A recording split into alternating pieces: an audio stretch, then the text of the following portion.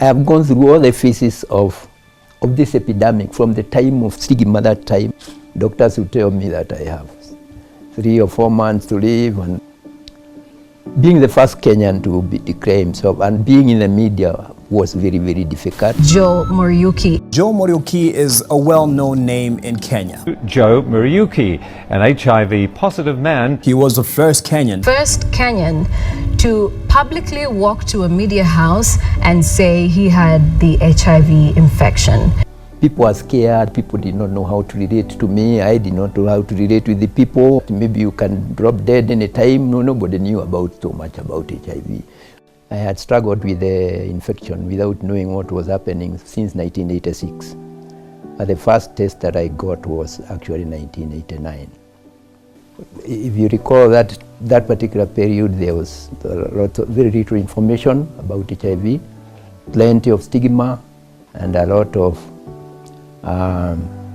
profiling and name calling and all these kind of things. I lived for quite a bit of times, several years without medication. In the first place, the medication, the ARVs, just came on board about 10 years ago. During all that time, I was surviving on what we call positive living. Positive living is just accepting the reality I had. Of course, the fact that I was in the media and I was moving all over, and from one newspaper to the other and the TV station to the other one, meant that I had accepted the situation. That alone, that in itself is a big plus in terms of recovery and being able to cope. So, and then the diet, and then the support from the family, support from the friends and associates, and of course your own personal care in terms of taking hygiene. So that's how I managed that period when I was not on ARVs. My viral load before the ARV was, I remember very well, was something like almost 500. 498, it fluctuated between 498 and 500. And it remained like that for about 15 years. Now, I've been on ARV now for about close to 10 years, 8 to 9 years. My health had stabilized completely because I have been on ARVs and I've been on medication, and of course I've been on medical care from my clinicians. But somehow something happened again around 2020 at the beginning. I discovered again I had problem with swallowing. Although I gave myself some time and thinking that this was a temporary thing that would eventually sort itself out, it didn't. And for about 1 year, I didn't know. I struggled with eating without knowing what was actually amiss with my throat. I went through series of examinations, series of tests. I can say that those were quite elaborate, not just the throat, through the X-ray, but also CT scan. They discovered I had cancer. They discovered I had esophagus cancer. And this esophagus cancer had actually affected about 12 centimeters of my esophagus. And then I was immediately put on medication. And I've gone through this medication for 1.5 months. And I can see that it's really been very intensive medication. About that 1.5 months, I can assure you, I can tell you that I had lost about 33 kg. The biggest challenge I have right now is to swallow. I still have a lot of problems swallowing. You can imagine that I can't swallow ARVs, and I cannot swallow because the esophagus is very narrow. So what I have to do, and this has been really big challenge for me, is actually to crush the medication and dissolve it in water, sometimes in uji, sometimes in juice, and then swallow. But I can assure you it's not a pleasant kind of experience. They are very bitter. And in most cases, I vomit. So that's part of the coping. That's part of the coping that I am going through. And I'm still looking for ways of how I'll manage, because I can't survive without ARV, and I can't survive again without Septrin. Being the first Kenyan to declare himself and being in the media was very, very difficult in terms of stigma, because I have gone through all the phases of this epidemic, from the time of stigma that time to the next stage, whereby now there was intensified information and campaign all over, especially by NAC and the government and NASCOP. And then, of course, we came to the stage of the ARVs. Of course, the very early stages was not just ARVs, it was AZT. Again, AZT had a lot of challenges and all that kind of thing, until now that we are now settled on ARV. It's been a journey, and it's a very difficult journey.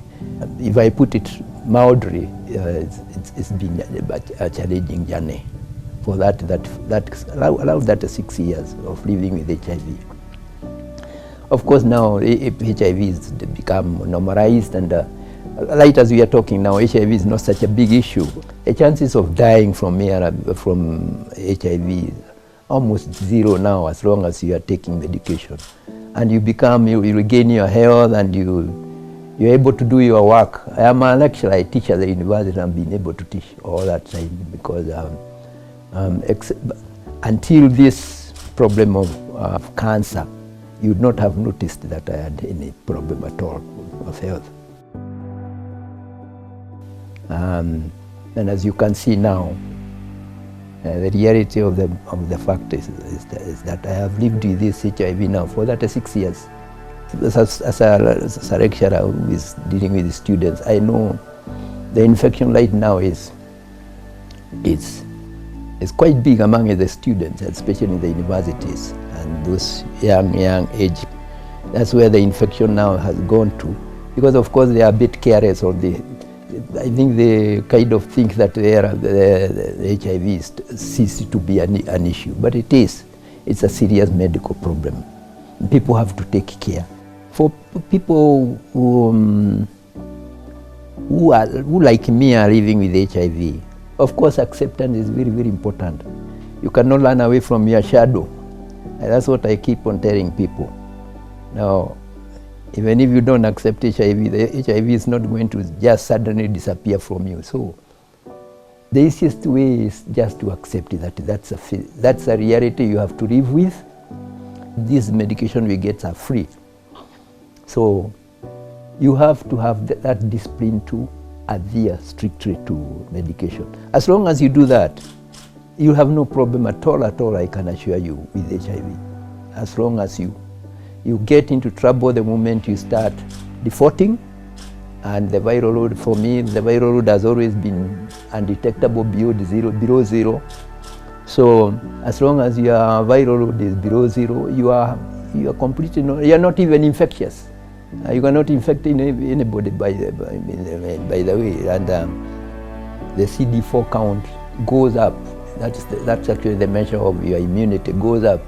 And for me, it's been above 1,000. So it's declined from 400 to over 1,000.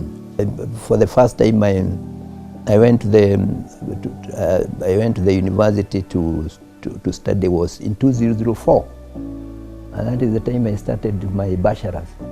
But even with these struggles of HIV and all that, I have gone through until I've earned a PhD. So it's not that you can actually manage. It's just the question of the state of your acceptance and state of your mind.